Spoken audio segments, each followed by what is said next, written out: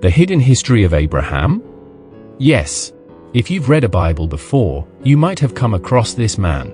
But when the Bible tells his story, many things about Abraham remain untold. And today, we shall discover one of them. But unraveling this untold tale about Abraham takes us back to a time when he didn't even have a name.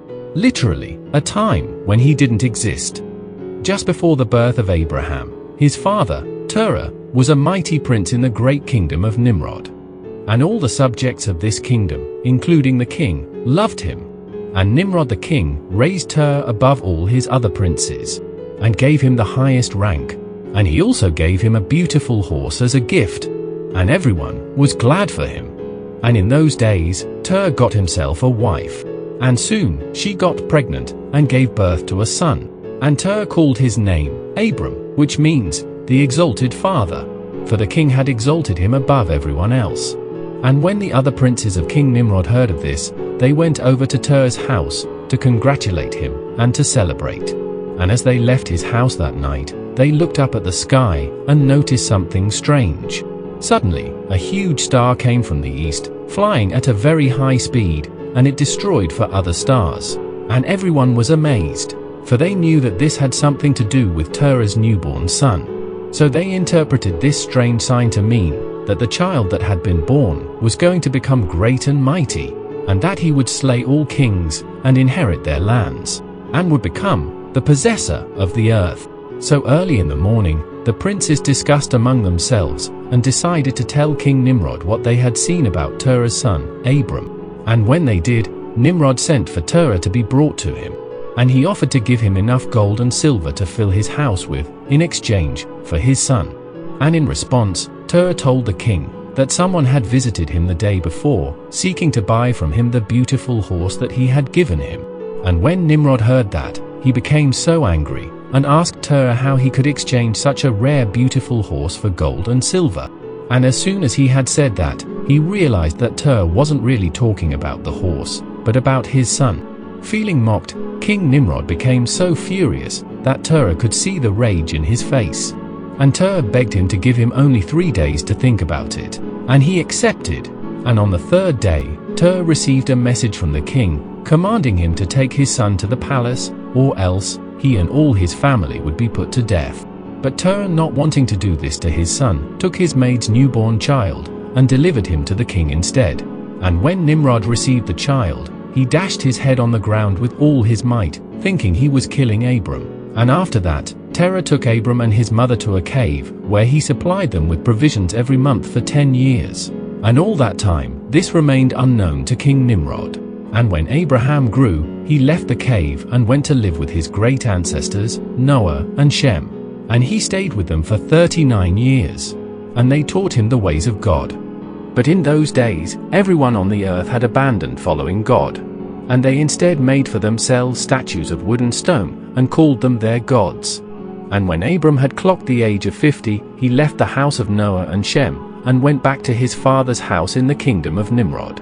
And when he arrived, he saw 12 statues that his father had placed in the house. And he became very angry. So he then went to his father Terah, and asked him who the God and creator of everything is. And in response, his father took him to the room that was filled with statues. And he told Abram that those were the gods that created everything and everyone. And when they had left the room, Abram went to his mother and asked her to prepare some meat that he can offer to the gods. And she did so. And Abram placed the meat before the statues in his father's house, waiting to see if they would reach out for the food with their hands to eat. And when they didn't respond, Abram got an axe and broke all the images into pieces, except for the largest one. And he placed the axe in the hands of the large statue. And on hearing the noise, Terah rushed to the room of his gods to see what had happened. And he found Abram coming out of the room. And when Terah saw broken pieces of his statue scattered on the floor, he went to Abram and furiously asked him what he had done to his gods.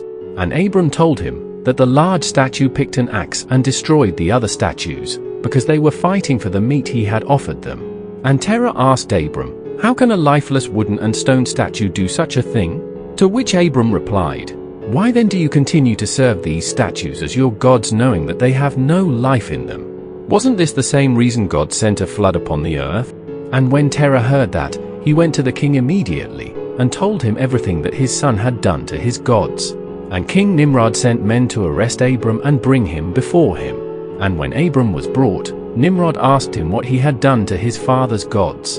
And Abram replied the king as he had replied his father earlier, claiming that the large statue had destroyed the others. And Nimrod also asked Abram how a lifeless statue can do such a thing. And Abram asked Nimrod why he serves lifeless gods, and why he has taught his subjects to also serve them, knowing that this is the same wickedness that brought down the anger of God in the days of the flood. And Abram warned Nimrod that if he didn't turn from his foolishness and wickedness, he would die in shame along with all his people. And when Nimrod heard all this, he ordered the guards to throw Abram in prison. And he summoned his princes and counselors, and told them everything Abram had done, and fearlessly spoken before him. And he asked them to decide what should be done to Abram. And they suggested to the king that he should be thrown in a fire that has been prepared for 3 days and 3 nights. And Nimrod liked the sound of that. So the order was given, and the fire was prepared. And all the people of the kingdom came to witness the judgment of the king. And Abram was brought out of the prison, and was taken to the place where the fire had been made ready for him. And as soon as the wise sages of the king saw him, they recognized that he was the same child of Terah that was supposed to have been killed 50 years ago. So they told the king that the child he killed 50 years back was the wrong one. And in a burst of anger, Nimrod summoned Terah the father of Abram. And he asked him if what the sages had said was true. And Terah said it was all true. And the king angrily asked him who had advised him to do such a thing. And fearing his wrath, Terah falsely accused his elder son, Haran, saying that he's the one who advised him to trick the king. And the king ordered for Haran to be brought to the fire as well, and be burnt alongside his brother Abram. And Haran was brought, and their clothes were removed, and their hands and feet were bound with cords. And Haran and Abram were both cast into the burning furnace that had been prepared for 3 days. And the fire was so hot that it consumed even the men that had thrown them in. And after 3 days, people saw a man walking inside the burning furnace. And as they continued to watch, they realized it was Abram. So the news was taken to the king. And when King Nimrod heard it, he couldn't believe it. So he sent his trusted advisors to go and confirm first. And when they also saw Abram in the fire, they reported back to the king. So Nimrod himself went to the fire and ordered men to bring Abram out of it. But as the men got closer, they were burnt to death. No one could bring him out. So Nimrod called out to him asking him to step out. And Abram did so, and he stood before the king. And when Nimrod asked him how he survived, Abram said that it was the God of heaven and earth that had spared him. And everyone also saw the body of Haran, and it had been burnt to ashes. For his heart was not perfect before God. And when the people and the princes saw this, they all bowed down before Abram. But he told them not to bow to him, but to the God that made them. And they all presented him gifts of silver and gold. And King Nimrod also gave him 2 of his chief servants, Oni and Eliezer. And Abram went away from the king in peace. And 300 men joined him and followed him. And Abram continued to teach people to serve the one true God, the creator of everything and everyone.